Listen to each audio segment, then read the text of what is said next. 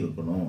1/3 தெற்கு பக்கம் இருக்கிற செவுத்துல 1/3, மேற்கு பக்கத்தில் இருக்கிற செவுத்துல 1/3, ஆக தென்மேற்கு பகுதி முழுக்க அடைச்சி இருக்க வேண்டும் அப்படிங்கிறது வாஸ்துவாக இருக்கு. ஏன்னா அந்த பக்கத்தில் காற்று வரக்கூடாதுன்னு சொல்லிட்டு, வர வேண்டியதுக்கு எது அப்படின்னா, காற்று வர வேண்டிய ஈசானியம் சொல்லக்கூடிய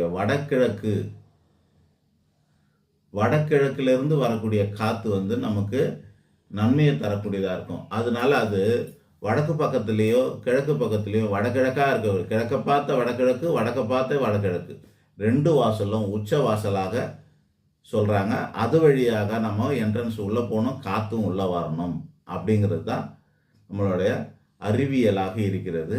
இதுதான் வாஸ்து. ஸோ பஞ்சபூதங்கள் எல்லாம் சொல்லிட்டேன். ஆகாயத்தை பற்றி நம்ம சொல்ல முடியல, எல்லாமே இது மாதிரி தான். அதுவும் ஒன்று.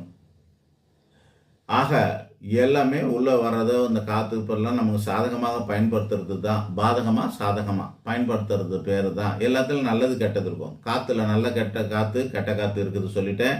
வாயுவில் நல்ல வாயு இருக்குது, கெட்ட வாயு இருக்குது. அந்த மாதிரி எல்லாத்துலேயும் நல்லது கெட்டது இருக்குதுன்னா, நல்லதை நம்ம பயன்படுத்தி கெட்டதை நம்மளை அண்டாமல் பார்க்கறதுக்கு பேர் தாங்க வாஸ்து. ஸோ அந்த 3 அமைப்பு சொல்லிட்டேன். வாஸ்துவோடைய இது எப்படி இருக்கணும்னு சொல்லிட்டேன். 2வது அது சௌகரியமாக இருக்கணும்ன்றதையும் சொல்லிட்டேன். 3வதாக தான் அழகாக இருக்கணுங்கிறதும் சொல்லிட்டேன். அழகு இதெல்லாம் கரெக்டாக வச்சாலுமே அழகாக தான் இருக்கும். இதெல்லாம் கரெக்டாக வச்சாலுமே அழகாக தான் அமைஞ்சிடும். முறைப்படி இருந்தாலுமே எல்லாம் கரெக்டாக. கை வைக்க வேண்டியதில் கை வச்சு தைக்கணும், கால் வைக்க வேண்டியதில் காலை வச்சு தைக்கணும், பாக்கெட் வைக்க வேண்டியதில் பாக்கெட் வச்சு தைச்சா எல்லாம் அழகாக தான் இருக்கும். அதெல்லாம் மாறாது. இங்கே பாக்கெட் வைக்காமல் முதுகில் பாக்கெட் வச்சா அசிங்கமாக தான் இருக்கும். கரெக்டாக. ஆக கை காலர்லாம் இப்படி துணி தைக்கும்போது காலரு, கழுத்து, கை எல்லாமே எங்கெங்கே வச்சு தைக்கணுமோ அங்கங்கே வச்சு தைச்சாங்கன்னா எல்லாம் கரெக்டாக தான் இருக்கும். அதுதான் சௌகரியமாக இருக்கும், அதுதான் அழகாக இருக்கும். முறைமை மாறி இருந்தாலே அழகு கெட்டு போகும் அப்படின்னு அர்த்தமாக இருக்கிறது.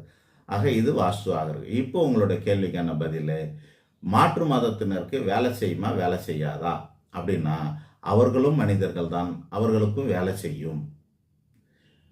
சொந்த வீட்டுக்காரங்களுக்கு வேலை செய்யுமா, வாடகை வீட்டுக்காரங்களுக்கு வேலை செய்யுமா, இருவருக்கும் வேலை செய்யும்.